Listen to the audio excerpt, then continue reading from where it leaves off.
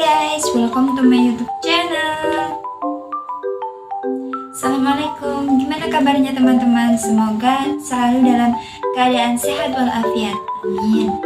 Perkenalkan, nama saya Irma Yogiana, NPM A1G022040, kelas 1A, Prodi PGSD, mata kuliah Pengelolaan Pendidikan, dosen pengampu Bapak Dr. Muhammad Kristiawan, MPD. Saya dari Universitas Bengkulu. Pada bab kali ini, saya akan membahas konsep manajemen pendidikan tinggi. Apa itu pendidikan tinggi? Ada yang tahu? Pernah tidak kalian berpikir apa sih pendidikan tinggi? Simak penjelasan berikut ya. Konsep dasar pendidikan tinggi dan perguruan tinggi. Menurut Indrajit dan Joko Pranoto 2006, istilah pendidikan tinggi dan perguruan tinggi sering saling dipertukarkan dengan anggapan mempunyai arti yang sama, sedangkan sebenarnya mempunyai arti yang berlainan. Pendidikan tinggi adalah pendidikan pada jalur pendidikan sekolah pada jenjang yang lebih tinggi daripada pendidikan menengah di jalur pendidikan sekolah.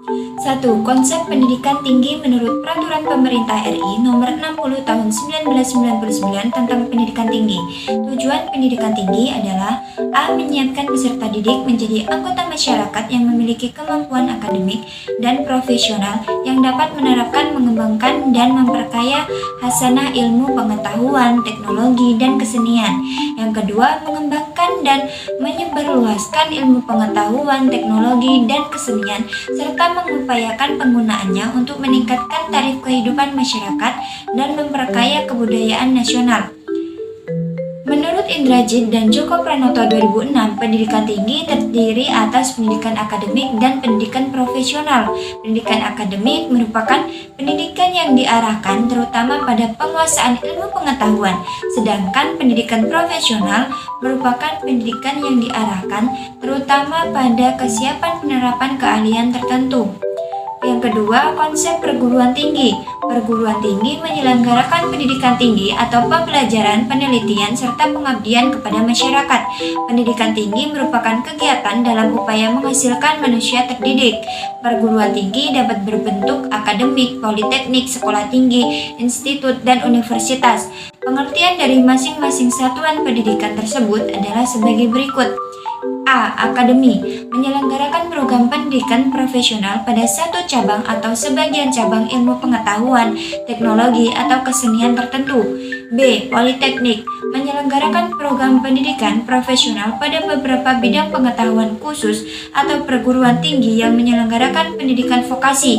C. Pendidikan tinggi menyelenggarakan program pendidikan akademik dan profesional dalam lingkup satu disiplin ilmu tertentu. D. Institut menyelenggarakan program pendidikan akademik dan profesional dalam sekelompok disiplin ilmu pengetahuan, teknologi, dan atau kesenian. E. Universitas menyelenggarakan program pendidikan akademik dan profesional dalam beberapa disiplin ilmu pengetahuan, teknologi, dan atau kesenian tertentu. B. Menyelenggarakan pendidikan tinggi. Pedoman pengelolaan perguruan tinggi terdiri atas dua, yaitu yang pertama, yuridis atau hukum, dan perundang-undangan yang terdiri atas Undang-Undang Nomor 20 Tahun 2003 tentang Sisdiknas, Undang-Undang Nomor 12 Tahun 2012 tentang Dikti, PP Nomor 4 Tahun 2014 serta Permendikti. 2. Teori-teori dan ilmu pengetahuan berupa buku dan karya ilmiah atau jurnal hasil penelitian. Peraturan Pemerintah Nomor 60 Tahun 1999 tentang pendidikan tinggi mengatur bahwa penyelenggaraan perguruan tinggi yang dilakukan oleh masyarakat haruslah berbentuk yayasan atau badan yang bersifat sosial. Yang pertama, perencanaan. Perencanaan perlu dilakukan untuk perencanaan strategis, yaitu perencanaan yang menentukan hidup mati dan berkembang tidaknya suatu universitas. Keuntungan memiliki perencanaan strategis yaitu A. Memberikan pedoman yang lebih baik bagi seluruh jajaran organisasi mengenai titik krusial apa yang sedang kita kerjakan.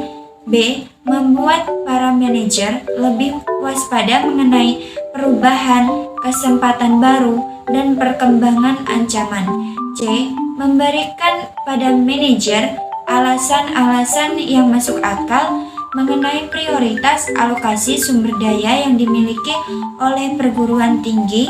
D. Membantu mengintegrasikan berbagai keputusan yang berhubungan dengan strategi tertentu yang dilakukan oleh berbagai manajer pada berbagai bidang di perguruan tinggi. Produktif daripada sikap defensif atau reaktif yang kadang sudah terlambat. Yang kedua, pengorganisasian. Fungsi pengorganisasian termasuk fungsi pengisian staf yang sesuai untuk setiap tugas atau kedudukan. Pengisian staf atau karyawan perlu membedakan beberapa jenis karyawan yang bekerja di suatu universitas yang masing-masing mempunyai tugas khas dan karakteristik sendiri-sendiri. Yang ketiga, penggerakan atau actuating. Tugas penggerakan atau actuating adalah tugas menggerakkan seluruh manusia yang bekerja dalam suatu perguruan tinggi agar masing-masing bekerja sesuai yang telah ditugaskan dengan semangat dan kemampuan maksimal. Fungsi penggerakan meliputi memberikan motivasi, memimpin, menggerakkan, mengevaluasi kinerja individu, memberikan imbalan jasa, mengembangkan para manajer, dan lainnya. Alat yang seringkali digunakan untuk membantu memahami kebutuhan manusia adalah hierarki. Kebutuhan yang dikembangkan oleh A.H. Maslow. Hierarki mengenai 5 tingkat kebutuhan dasar manusia dari yang paling rendah sampai yang paling tinggi, yaitu A. Kebutuhan fisiologis atau physiological need. B. Kebutuhan keamanan atau safety need. Yang C. Kebutuhan afeksi atau affection need. D. Kebutuhan penghargaan atau esteem need. E. Kebutuhan aktualisasi diri atau self-actualization need. 4. Pengawasan. Pengawasan adalah pengamatan dan pengukuran apakah pelaksanaan dan hasil kerja sudah sesuai dengan perencanaan atau tidak. Fungsi pengawasan tidak harus dilakukan hanya setiap akhir tahun anggaran, tetapi justru harus secara bekerja dalam waktu yang lebih pendek, misalnya setiap bulan, sehingga perbaikan yang perlu dilakukan tidak terlambat dilaksanakan. Dimensi makna perguruan tinggi. Yang pertama, dimensi etis. Peran universitas pada perlindungan martabat manusia serta pada tanggung jawab moral, penemuan ilmu pengetahuan, dan teknologi adalah beberapa contoh dimensi etis dari makna perguruan tinggi. Yang kedua, dimensi keilmuan. Dunia perguruan tinggi adalah dunia ilmu pengetahuan. Tujuan utama pendidikan tinggi adalah mengembangkan dan menyebarkan ilmu pengetahuan, teknologi, dan kebudayaan dengan proses belajar mengajar, penelitian, dan pengabdian kepada masyarakat. Yang ketiga, dimensi pendidikan. Pendidikan adalah proses penyiapan manusia muda menjadi manusia dewasa, yaitu manusia yang mandiri dan bertanggung jawab. Dalam proses pendidikan, termasuk pendidikan tinggi, tidak ada pengaturan kurikulum atau tidak ada struktur atau sistem. Yang keempat, dimensi sosial perguruan tinggi mempersiapkan para mahasiswa untuk mengambil tanggung jawab di dalam masyarakat. Dari para lulusannya, masyarakat mengharapkan pembaruan dan perbaikan terus-menerus dalam tata kehidupan bermasyarakat dan bernegara. Yang kelima, dimensi korporasi. Perguruan tinggi memberikan jasa kepada masyarakat berupa pendidikan tinggi dalam bentuk proses belajar mengajar dan penelitian. yang diajarkan dan diteliti adalah ilmu pengetahuan.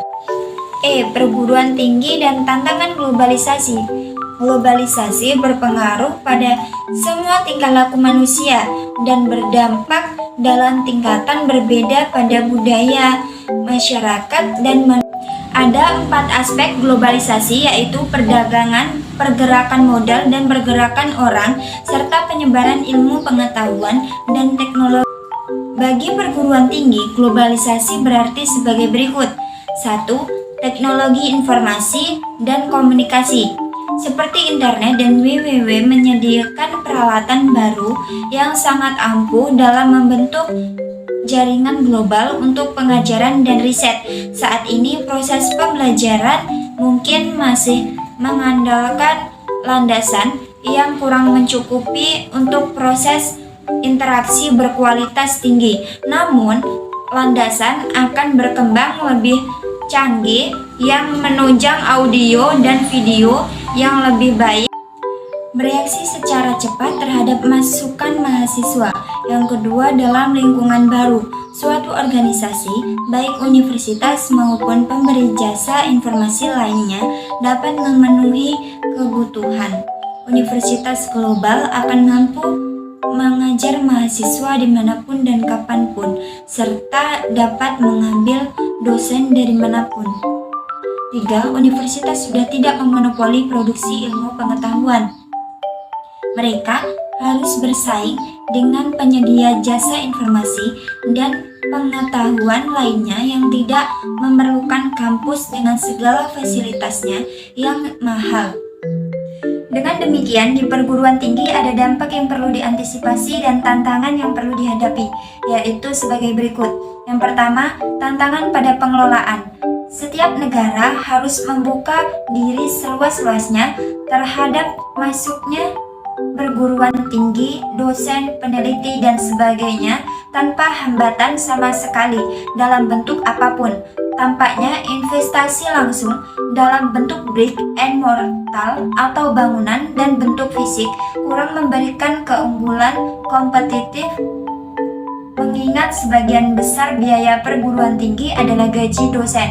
Gaji dosen asing yang begitu tinggi tampaknya sulit bersaing dengan perguruan tinggi dalam negeri. Yang kedua, tantangan pada proses belajar mengajar.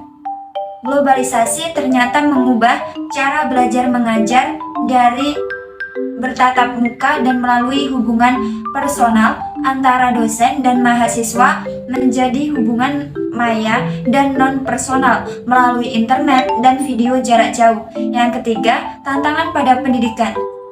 Nilai globalisasi yang sering kali menghadirkan pengetahuan dan informasi berlebihan yang tidak dapat ditangkap oleh kebanyakan yang tidak mampu pula mencerna tantangan yang menyertainya, sehingga hidup dalam alam globalisasi merupakan resiko dan mengubah identitas seseorang, tempat tinggal, dan kehidupan masa depan. Itulah tadi materi yang dapat saya jelaskan. Semoga apa yang saya jelaskan bisa menambah pengetahuan. Amin. Wassalamualaikum warahmatullahi wabarakatuh.